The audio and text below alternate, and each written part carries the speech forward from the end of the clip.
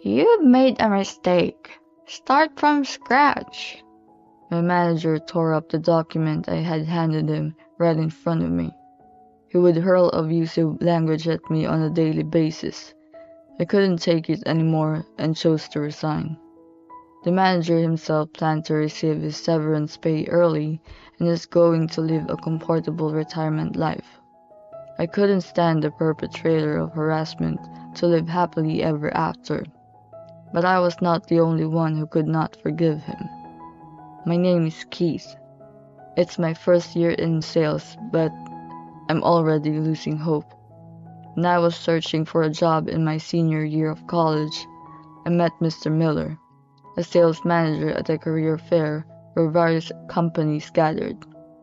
You are suited for sales because you are very assertive, he said to me. I was so happy to hear the sales manager praise that I applied for the job, and the interview process went smoothly, and in no time, I was hired. However, when I started working at the company, I found that it was a company with terrible working conditions, where long working hours were the norm. Moreover, harassment from the boss was rampant. You're so incompetent. Just quit already. Mr. Miller abused the new employees, a side that he did not show at the career fair. I couldn't tolerate it, so I couldn't help but speak up. What you just said is harassment. I saw my colleague being cornered, so I just had to say it. After that, I started to be the target. By the way, the colleague I covered for quit after that. I'm going to make you quit just like him. The manager who declared harassment abuses me day after day. If you don't finish your work, you'll have to work on your days off. Make 100 sales calls a day. It was an everyday occurrence to be told to do something unreasonable like that. When I tried to ask for help, my seniors and peers turned a blind eye. As long as I'm their target, they wouldn't get harassed. They didn't want to get involved, so they just kept silent. There was no one here to help me. The only person who was there for me was Megan, a female employee in the accounting department. When Megan saw me being harshly scolded by the manager, she began to worry about me. She noticed the manager's brutal tone toward me. If you don't have anyone in the company you can talk to, how about talking to the Department of Labor? She gave me advice and encouraged me saying that. But at the time, I was mentally exhausted. I didn't even have the energy to consult with the Department of Labor. Megan continued to be very concerned about me, and we grew a relationship as we went out for dinner several times. We eventually started dating without telling the company. Even when work is hard, just having Megan there gives me the energy to go to work. It was fun to keep our relationship on the down low so that our co-workers didn't find out. Nonetheless, it didn't change my manager's attitude. Although I had the support of my girlfriend, I gradually became mentally drained. One day, I made a mistake in my paperwork. Turn it in first thing tomorrow morning. I was given the work at the end of my regular work day. I worked as hard as I can to finish it, so much that I had to catch the last train home. Mr. Miller checked the paperwork and said, You've made a mistake. Start from scratch, and tore up the documents in front of me. Moreover, he would shout, You're useless. You can't even make a simple document. You're fired.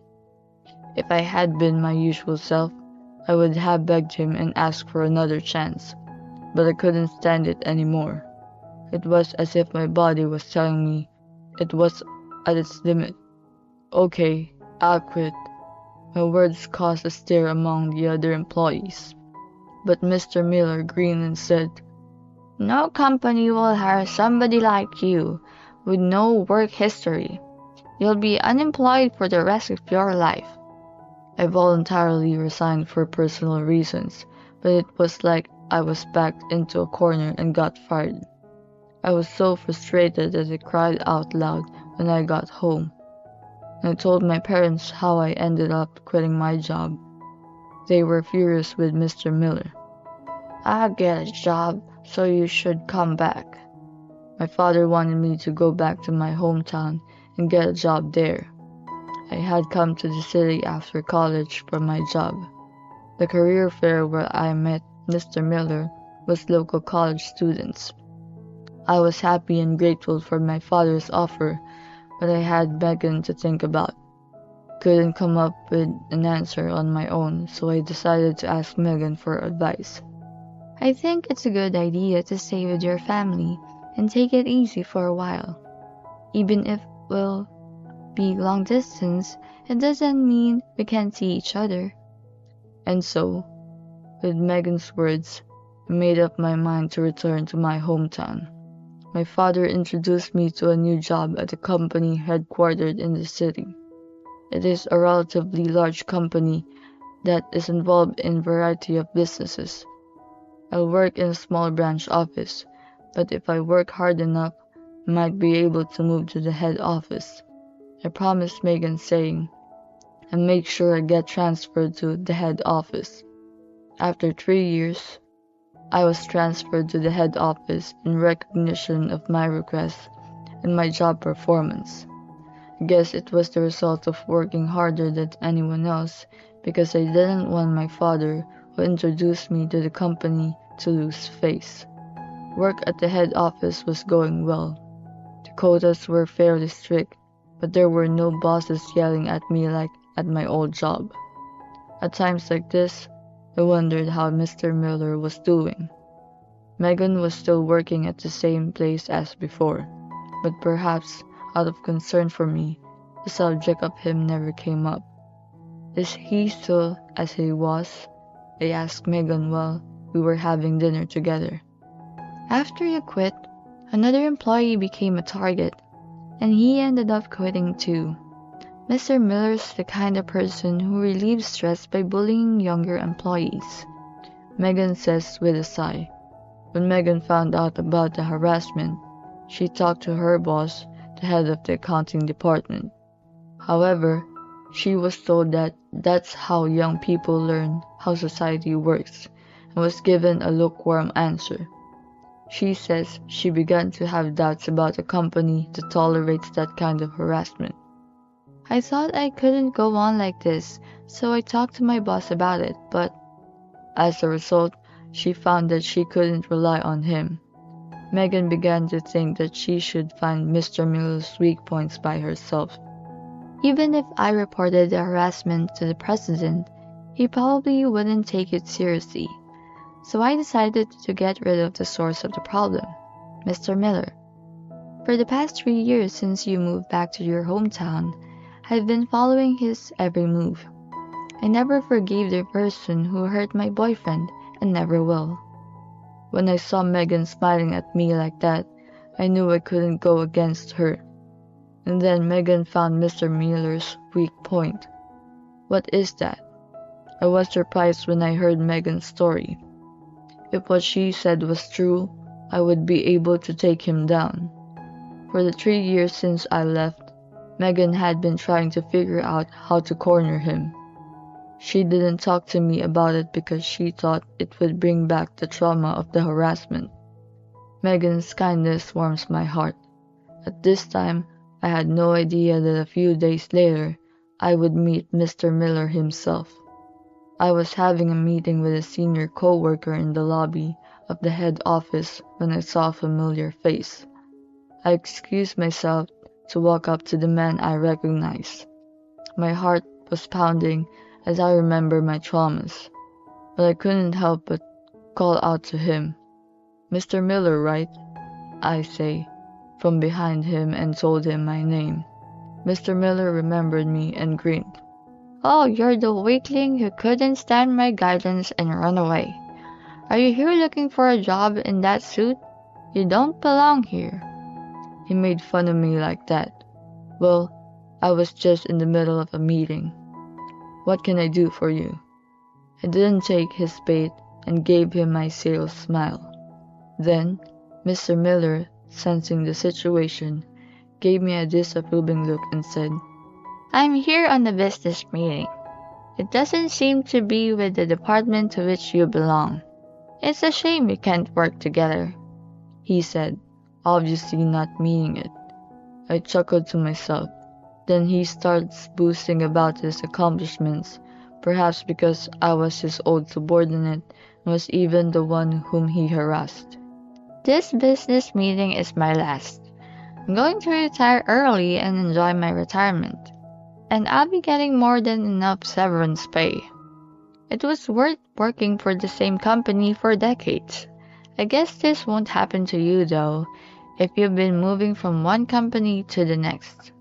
I knew it was a provocation, but I lost my temper. During the rough times I had to endure the harassment, I was so miserable seeing my girlfriend worried for me that there were times I wanted to disappear. However, the perpetrator, Mr. Miller, never showed any remorse for what he did. I couldn't help but feel angry at him. I felt ashamed of myself for causing trouble to Megan and my parents because of someone like him. It's good to hear you've worked so hard for decades, but no severance pay for you, I said in anger. What? Mr. Miller asked, confused. What are you talking about? What are you going to do with my severance pay? What's more, how dare you to talk to me like that? Even though we don't have a boss-subordinate relationship, that's not the kind of language you use with your elders. I'm taking this matter up with your boss. I interrupted him as he started lecturing me. Did you know that if you're found to have embezzled on the job, you won't get any severance pay? What? Mr. Miller, who had been babbling on and on until a few minutes ago, fell quiet. Paddling off business trip expenses, personal use of rewards earned from the corporate card. If you have accumulated this over the decades, it must be a considerable amount of money. If the president found out, you would not only lose his severance pay, but could even be dismissed before you're retired. As I spoke without hesitation, I noticed him turning pale. All of this was told to me by Megan. Megan had gone through all the receipts, credit card rewards history, and interviews with salespeople over the past few years. For example, he booked a bullet train ticket and submitted the receipt to accounting. Then, he would cancel the reservation, take the express bus, and put the difference into his pocket. It seems that he had been doing this kind of shady business for decades. The subordinate accompanying him wondered why he had to take the express bus, but was too afraid of him to say so. Also, by nature, corporate card rewards belong to the company. It is written in the company's regulations, and it is natural for managers to know this. However, he used the rewards for personal meals and trips. I don't know how long he had been embezzling, but from the look of his face, I can assume that he had been doing it for quite some time. Then he pulls me aside and takes me to a corner of the lobby. How much do you want? Suddenly, he pulled out his wallet. While I was surprised at his unexpected behavior, he quietly continued. I don't care how you found out about it. Keep this to yourself. As long as you keep quiet, you can get money. It's a good deal, isn't it? And then he tries to twist every bill from his wallet into my pocket. I don't want it. Why don't you just admit that you've done wrong? I said, pushing the money back, but it didn't resonate with him. I'm not the fool who's going to confess when I am about to get my severance pay, okay? If it's not about the money, what is this about? It was a complete coincidence that I ran into him here today. If he hadn't pissed me off, I would never have told him about his embezzlement. So, I didn't approach him with any purpose in mind. But the moment I saw him, my body automatically moved, and I think this is what I wanted to tell him. Apologize to me. Your harassment made me mentally ill, so I wanted you to apologize to me here, with sincerity, and swear to me that you will never harass anybody again." I'm sure he is very reluctant to apologize to someone of a lower rank, a former subordinate. But he seemed to realize that if he didn't apologize, I would expose his embezzlement. He glared at me and clenched his fist. Then he straightened his posture and bowed his head at the right angle. "I am very sorry that my behavior made you feel uncomfortable. I will never do anything that could be perceived as harassment again." As one would expect from a sales manager, his apology was perfect. He must have been doing this to his clients for decades. I thought to myself as he said this with such grace that I felt moved. "However," I said to him, "the embezzlement has nothing to do with the harassment. I'm sure the accounting staff must have reported it to the president by now." "What? You deceived me." The angry manager stormed at me. He looks as if he's about to punch me in the face. At that moment, his phone rings. From the way he talked, I knew it was the president of the company. He must have been told to return to the office immediately. "I've been out of the loop for so many years. Why now?" Mr. Miller buried his head in his hands. A brilliant accounting staff found out through sheer persistence. "Isn't that amazing? She's my girlfriend, you know." I chuckled, and the manager looked like he wanted to say something, but then he ran off. I left the meeting in the middle, so I apologized to my senior and told him what had happened. He advised me to sue him now if I had any evidence of the harassment. I had plenty of evidence. Emails containing abusive comments from Mr. Miller, and the diary I kept every day. At the time, I was too weak to do anything and cried myself to sleep, but now I have the energy to fight against him. I decided to file a lawsuit and demand compensation. In the evening, I got a call from Megan, who was working overtime. Megan had been present at the meeting to talk with the president and Mr. Miller, as the person who had found the embezzlement. At first, he flat out denied it. He said that a former employee who had a grudge against him had used his girlfriend to make up the story. But when I confronted him with the evidence, he cried and got down on his knees to the president. The president was furious with him for taking advantage of his position and betraying the company for so many years.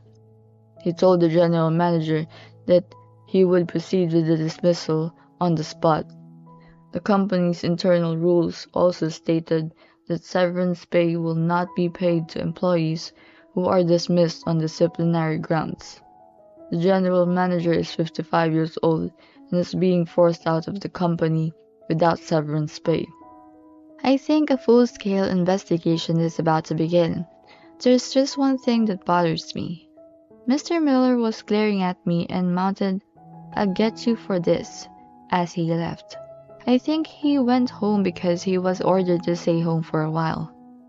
Megan's thin voice shows that she fears his recrimination. I told her I'd pick her up and sprinted out of the office. And when I arrived at my former workplace, I found Mr. Miller loitering on the premises. Then, at the moment, Megan came out. Maybe she knew I was coming and decided to wait outside. Upon spotting Megan, Mr. Miller scurried up to her and swung down the bag he was carrying. "Ah!" Megan lets out a short scream as she is attacked by him. Oh, I slipped in between Megan and Mr. Miller in the nick of time, and the bag hit me directly on the head. He then tries to run away in a panic. "Someone, please, help!" Megan yells for help, and the two men walking nearby seize him. "Stop it! Who do you think I am?" Megan called the police with trembling hands as Mr. Miller was making a scene. Onlookers gathered at the office of my former workplace, which stands along the main street. "My life is over," he shouts, not caring that the onlookers are taking videos of him. There are tears in his eyes, but I don't feel sorry for him. I have no sympathy for a man attacking an employee who accused him of his wrongdoing. I'm sure this incident was caught on security cameras. I'm going to charge you a fee along with a harassment compensation. Ah, Mr. Miller groaned and then became quiet. He was taken to the police station and Megan and I explained the situation, and so ended this long day. After that, the manager was fired from embezzling money and committing violent acts, and of course, the severance pay we had hoped for was zero. I had promised to pay my grandson's education with my severance pay. Megan heard him crying to the president. As a result of our investigation, the amount of money accumulated over the decades is in the tens of thousands of dollars. He would have to pay back all the money he embezzled. The alimony I had claimed had also been paid, so his family's finances must be a mess. I'm sure he had some trouble within his family. There is a strong possibility that his wife has asked him for a divorce. Having lost everything, he is sure to lead a miserable life. Megan resigned for her job after the incident. She is afraid of being attacked again. Well, I guess I'm unemployed now. Megan says with a small smile. It's okay, I'll protect you from now on. So let's get married, I say as I hand her the ring. Megan is laughing and crying with happiness. I'm going to do whatever it takes to protect her.